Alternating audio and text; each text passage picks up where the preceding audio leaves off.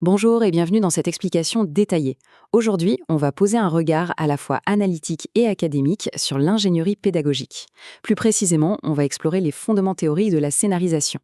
L'objectif de cette présentation, c'est vraiment de cartographier les grandes théories de l'apprentissage en partant du behaviorisme jusqu'au socioconstructivisme. Pourquoi? Eh bien pour comprendre ce qui sous-tend la conception des programmes d'enseignement avec une petite attention particulière accordée à l'apprentissage de la langue arabe. Établir ces bases, c'est absolument essentiel pour concevoir des expériences d'apprentissage qui soient véritablement efficaces. Allez, plongeons directement dans le plan de cette session. D'abord, on va examiner pourquoi l'étude de ces fondements théoriques est indispensable. Ensuite, on retracera l'évolution de la pensée pédagogique à travers 4 grands courants: le behaviorisme, le cognitivisme, le constructivisme et enfin le socioconstructivisme.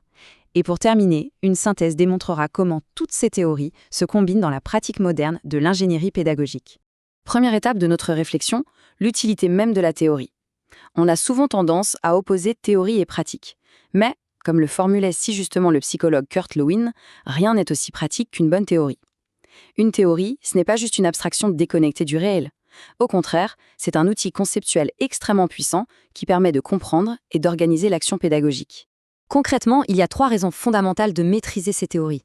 Premièrement, choisir. Chaque théorie oriente des décisions pédagogiques différentes. Sans un cadre de référence solide, concevoir un cours, ça relève de la simple improvisation. Deuxièmement, expliquer. Un concepteur doit pouvoir justifier ses choix, que ce soit face à des commanditaires, des collègues ou même les apprenants. La théorie fournit ce vocabulaire, ce fameux langage commun. Et troisièmement, combiner. Aucune théorie ne se suffit à elle seule. Les connaître toutes, c'est pouvoir les marier intelligemment pour répondre à des objectifs d'apprentissage qui sont souvent variés et complexes. Si l'on jette un coup d'œil à cette vue d'ensemble de l'évolution de la psychologie de l'apprentissage, on remarque une dynamique fascinante. Du behaviorisme au début du XXe siècle jusqu'au cognitivisme de la fin des années 80, une progression très claire se dessine. Et ce qui est intéressant, c'est que chaque nouveau courant ne sort pas de nulle part. Il naît systématiquement des limites et des insuffisances du modèle précédent. C'est vraiment une construction historique où l'on passe d'une observation stricte du comportement à une étude beaucoup plus fine des processus mentaux et sociaux. Débutons donc cette chronologie avec le premier grand paradigme, le courant behavioriste, porté principalement par les travaux de figures incontournables comme John Watson et D.F. Skinner. Pour le behaviorisme, la définition de l'apprentissage est extrêmement pragmatique. C'est une modification durable du comportement observable déclenché par des stimuli. Ici, l'apprenant est considéré comme une véritable boîte noire. On ne regarde pas ce qui se passe à l'intérieur de son esprit, tout simplement parce que ça ne peut pas être mesuré objectivement. Du coup, toute l'ingénierie pédagogique repose sur une mécanique stricte. On part du stimulus, que l'on note S, pour aller vers la réponse, notée R. Et pour faire fonctionner cette mécanique, le behaviorisme s'appuie sur 3 principes opérationnels incontournables. Le premier, c'est le renforcement positif. Il faut systématiquement récompenser les bonnes réponses pour qu'elles s'ancrent dans la mémoire. Le deuxième principe, c'est l'approche pas à pas. La matière doit être découpée en micro-étapes rigoureuses en allant toujours du plus simple vers le plus complexe. Enfin, le troisième principe, c'est le feedback immédiat. L'apprenant doit être informé sans aucun délai de la justesse de sa performance pour pouvoir ajuster ou consolider son comportement directement. Sur le terrain, notamment pour l'enseignement de l'arabe, cette théorie offre des applications très concrètes. On pense tout de suite à l'apprentissage de l'alphabet par la répétition, la mémorisation intensive de vocabulaire avec des flashcards, ou encore ces fameux drills répétitifs pour automatiser la conjugaison, le tout accompagné de quiz donnant un feedback immédiat. Par contre, les limites sont importantes. Le behaviorisme ne traite pas la compréhension profonde. Il est inadapté face à des tâches cognitives complexes et il ignore totalement la motivation intrinsèque de l'apprenant. Le grand risque ici, c'est une mécanisation excessive de l'enseignement. Justement, face à ces limites, et en particulier l'impossibilité d'expliquer les apprentissages plus complexes, la recherche a dû évoluer. Et c'est l'avènement du courant cognitiviste, une véritable révolution qui déplace le projecteur du comportement externe vers les processus mentaux internes. Et cela illustre brillamment le changement de paradigme impulsé par des chercheurs comme Brunner ou Ausubel. La métaphore centrale, ce n'est plus la boîte noire de tout à l'heure, mais l'ordinateur. Le cerveau humain reçoit de l'information, l'input, il la traite, la stocke, puis produit un résultat, l'output. Apprendre, ce n'est donc plus seulement réagir à un stimulus externe, c'est traiter activement de l'information. Il y a 3 concepts clés qui structurent ce courant cognitiviste. Le premier, mis en lumière par le chercheur George Miller, c'est que notre mémoire de travail est strictement limitée. Elle ne peut traiter simultanément que 7 plus ou moins 2 unités d'information. Une surcharge cognitive et l'apprentissage est bloqué. Le deuxième concept, c'est l'organisation hiérarchique. Le cerveau ne stocke pas les données en vrac, il va créer des schémas, des catégories. Enfin, le troisième concept souligne l'importance vitale des connaissances antérieures. Un apprentissage véritable ne se fait qu'en reliant une nouvelle information à des acquis préalables. En didactique de l'arabe, le cognitivisme se traduit par exemple par l'utilisation de cartes conceptuelles pour structurer visuellement des règles de grammaire un peu donces. On va utiliser un découpage cognitif rigoureux, on n'enseigne qu'une seule règle à la fois pour respecter cette fameuse limite des 7 plus ou moins 2 unités, et on favorise un encodage riche qui allie du texte, des images et du son. Néanmoins, il y a des failles. Ce courant sous-estime largement la dimension sociale de l'apprentissage. Et modéliser des processus mentaux internes, c'est difficile. L'approche peut parfois devenir trop abstraite, surtout pour des apprenants débutants, car on centre le dispositif davantage sur la structure de l'information que sur le sens profond. L'évolution théorique se poursuit alors avec le courant constructiviste. Ici, on va donner une place encore plus centrale et active à l'apprenant dans son propre cheminement intellectuel.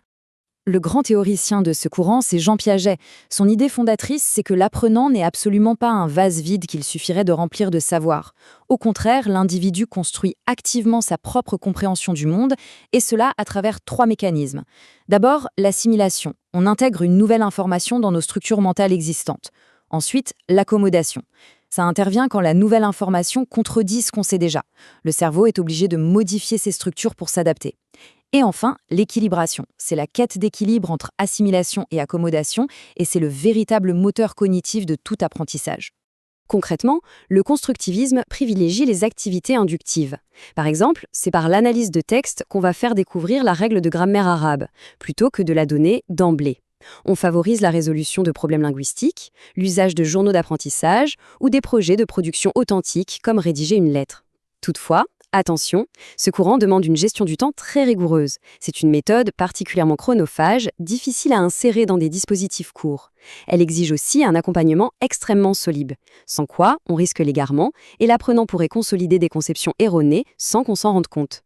Enfin, le 4e et dernier grand pilier théorique vient ajouter la pièce qui manquait un peu au puzzle, le contexte social. C'est le courant socio-constructiviste initié par Lev Vygotsky. Pour Vygotsky, l'apprentissage est fondamentalement un processus social avant d'être individuel. Le concept majeur ici, c'est la fameuse zone proximale de développement ou ZPD. Imaginez, elle se situe exactement entre la zone de confort, ce qu'on peut accomplir en parfaite autonomie, et la zone inaccessible, qui provoque juste de la frustration parce que le niveau est trop élevé. La ZPD désigne spécifiquement cet espace intermédiaire.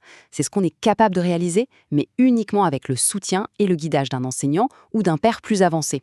Et c'est précisément dans cette zone que l'apprentissage authentique se produit.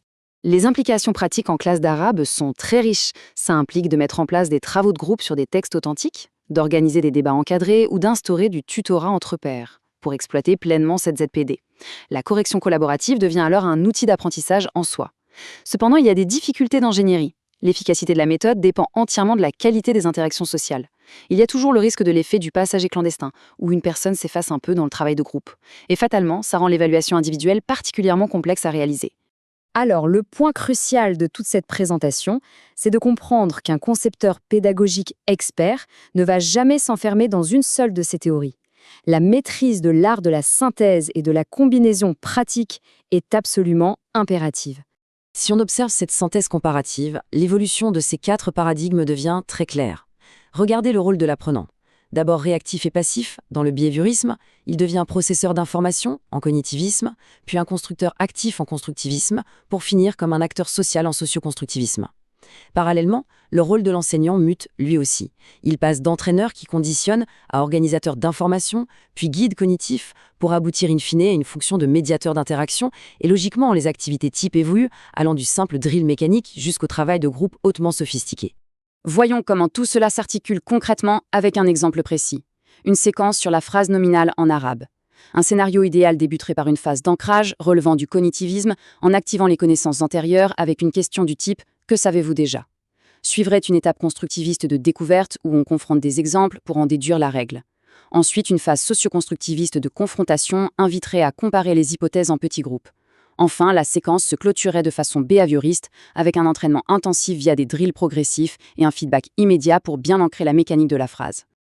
En définitive, on voit bien que ces théories ne s'opposent pas. En fait, elles éclairent des facettes complètement complémentaires de l'apprentissage humain.